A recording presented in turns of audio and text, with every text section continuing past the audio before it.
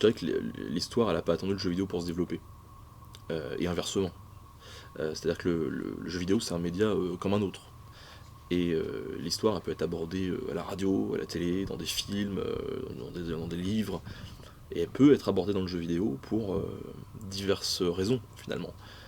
Dans certains cas, ça va être parce que l'histoire, tout simplement, offre déjà une matière de base qui est extrêmement riche, et dans laquelle on va pouvoir puiser pour aller chercher des inspirations ou mettre en scène finalement des événements, une histoire. C'est aussi très référencé.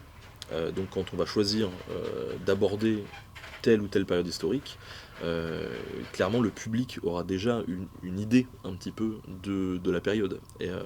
Et donc il y aura déjà un petit intérêt qui sera là. Donc à des fins marketing, c'est pas absurde de se diriger vers un produit finalement culturel qui se raccroche à l'histoire.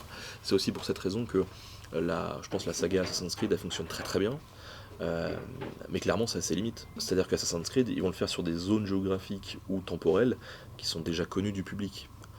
Ils vont pas faire un truc trop obscur non plus, quoi. Je cite très souvent les jeux Paradox, par exemple, avec Crusader Kings, Europa Universalis, ce genre de licences-là. C'est des licences qui sont extrêmement intéressantes et plaisantes à jouer. On peut apprendre plein de trucs. On peut aussi bien apprendre des vrais trucs que apprendre des mécanismes.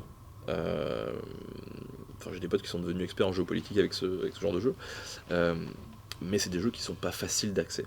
Donc ça va pas être des grands blockbusters, quoi. Les usages de l'histoire sont très très très larges. Et finalement, ça peut être un usage qui est de surface ou un usage qui est très poussé, suivant ce qu'on veut en faire. Et puis il y a beaucoup d'écueils aussi qu'il faut tenter d'éviter. Et ça, c'est pas toujours évident non plus, puisque le jeu vidéo par rapport à du livre, par rapport à la télévision, au cinéma, c'est un média qui est un peu plus jeune. Et finalement, donc, je pense qu'il y a encore parfois des polémiques qui surgissent comme ça sur des jeux vidéo qui ne ressortiraient pas sur le même sujet si c'était un bouquin ou voilà. C'est un peu absurde, mais je pense que ça, c'est dans l'évolution des mentalités. Et finalement, c'est pas un mal, parce que comme le disait justement le camarade Usul, le fait qu'on puisse soulever des questions qui sont posées par un jeu vidéo, ça crédibilise aussi le jeu vidéo en tant que média, et ça lui donne une force de parole, peut-être qu'il avait un peu moins avant. Mais quand je dis ça, après, c'est pas nouveau, hein, on l'a pas découvert en 2018, hein, ça s'est installé depuis quelques années quand même déjà. Moi, je pense que le jeu vidéo, tout d'abord, c'est un divertissement.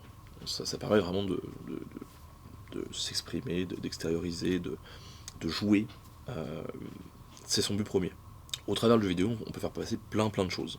On peut faire passer aussi des messages, ça peut être des messages éducatifs, ça peut être des messages politiques, ça peut être toutes sortes de messages.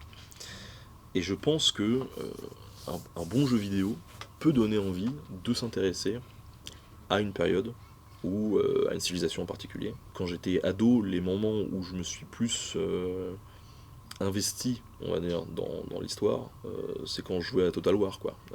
Medieval Total War, c'est des jeux qui m'ont donné envie de découvrir un petit peu tout ce contexte médiéval de l'époque, et puis les différents protagonistes, et pourquoi ils se tapaient sur la tronche, et voilà.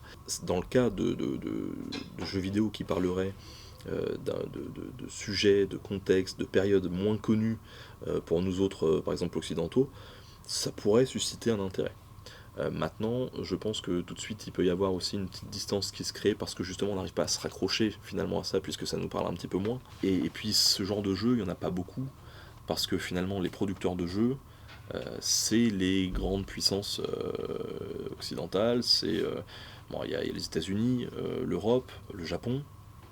C'est les gros producteurs. À côté de ça, il n'y en a pas beaucoup. Par exemple, il n'y a pas beaucoup de jeux africains. Où il y en a de plus en plus, mais ça va être du jeu par exemple sur mobile, et c'est des jeux qui ont du mal à percer sur nos marchés à nous. J'ai l'impression qu'au niveau du grand public, on a une réception qui est quand même très limitée de ces œuvres-là, et si il y avait des gros studios de jeux qui se développaient en Afrique et qui avaient les moyens de pouvoir exporter ces jeux-là, oui, là on commencerait vraiment à avoir, je pense, un impact et une autre vision de ce qu'on peut avoir. Quand j'ai joué, quand j'étais gamin, à des jeux sur PlayStation, un port japonais, comme on a tous eu, machin, et ben, ça m'a quand même donné vachement envie de m'intéresser à ces cultures-là alors que j'y connaissais rien. Moi, il y a une série de jeux que je limais quand j'étais gamin, c'était les Dynasty Warriors.